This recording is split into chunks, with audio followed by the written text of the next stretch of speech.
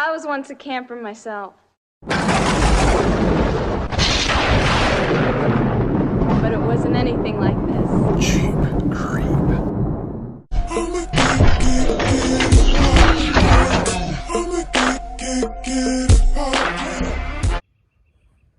Alright, before it gets dark here, so this is the old electrical outlet hole that I had. It was just an access hole with a big round plastic ring, and I guess you just ran a cord inside of it.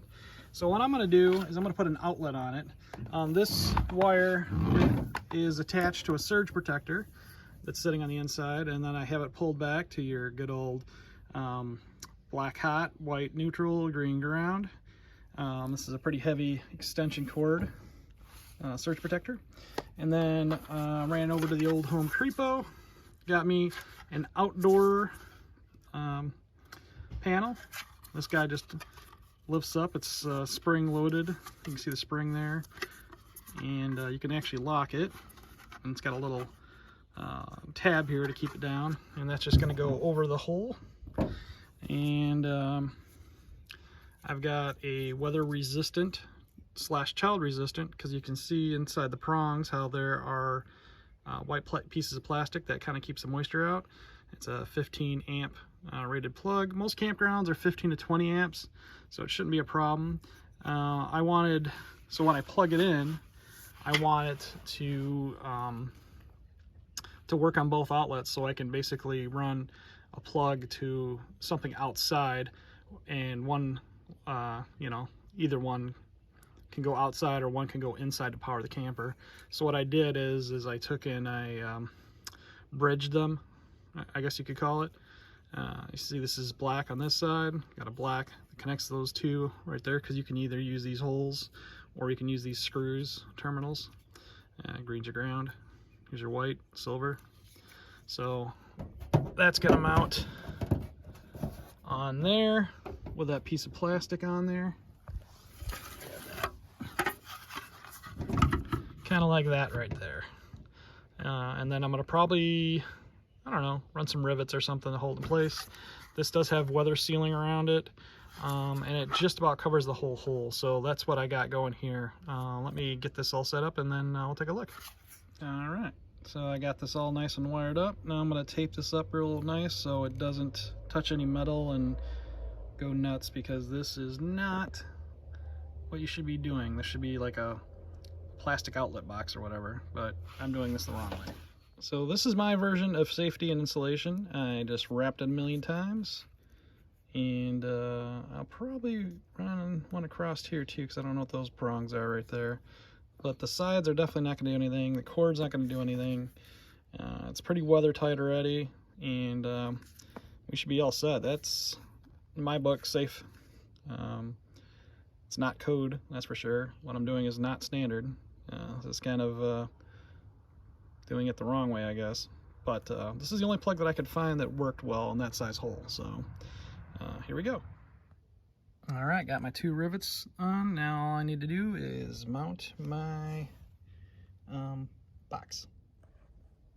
All right, here we go. It's getting pretty dark, but I got her installed, and you can see there's a little clip like I mentioned right here. You just push your finger in there, and this is spring loaded, so pops right down closed,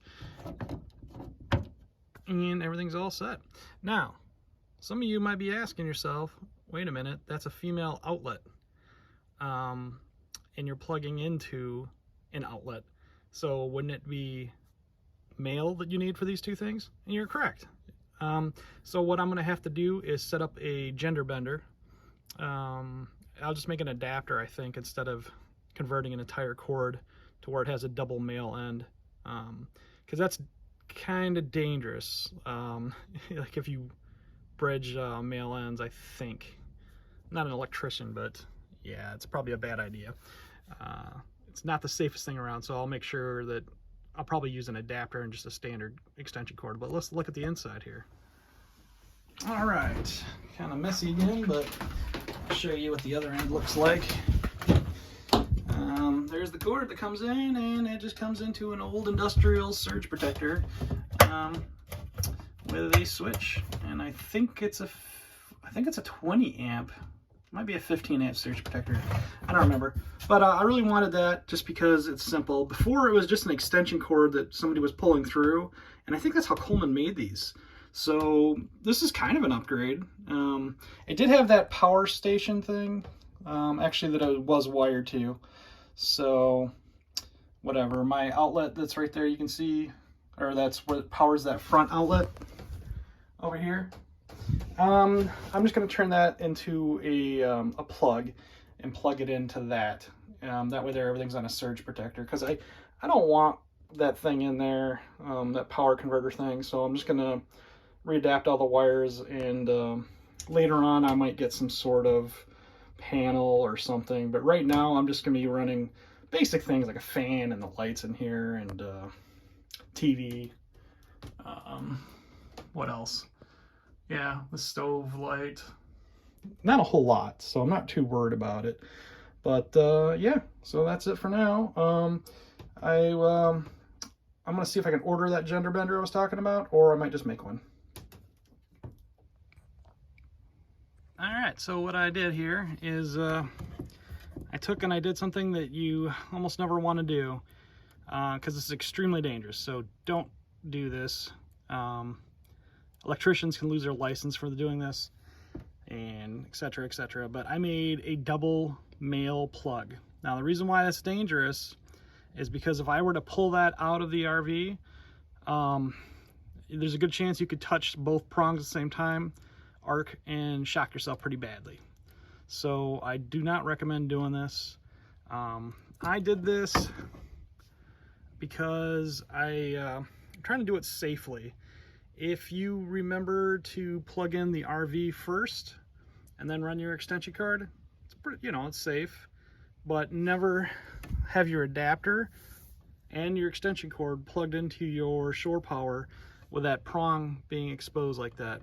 So it's not even safe, because if somebody didn't know to do that, it'd be dangerous. Also, I mean, there is a secondary chance, but I have this little waterproof toggle switch that I made, which is pretty, that I bought, and I made a double male. So that's what I'm doing for that, and it's pretty nice. I did do a flat plug, which I like, because this lid almost closes, keeping it, pretty dang dry. And the other plug you can see is the water resistant plug or whatever. So the reason why I did this is because you can use a big 30 amp twist and lock, or you can do what a lot of people do and just pull an extension cord out of your RV. I didn't want to do that. I'm doing this kind of backwards, and I have an extra plug right here, and I could plug stuff in right there if I wanted to, for auxiliary power outside. But yeah, this is not the best method, but I like it. And it kind of keeps the extension cord off the ground, which is nice. I like that too. I could get a better extension cord that has like a rain housing or whatever, but to be honest with you, I've had extension cords in the rain and the snow and stuff like that, and they usually do pretty good.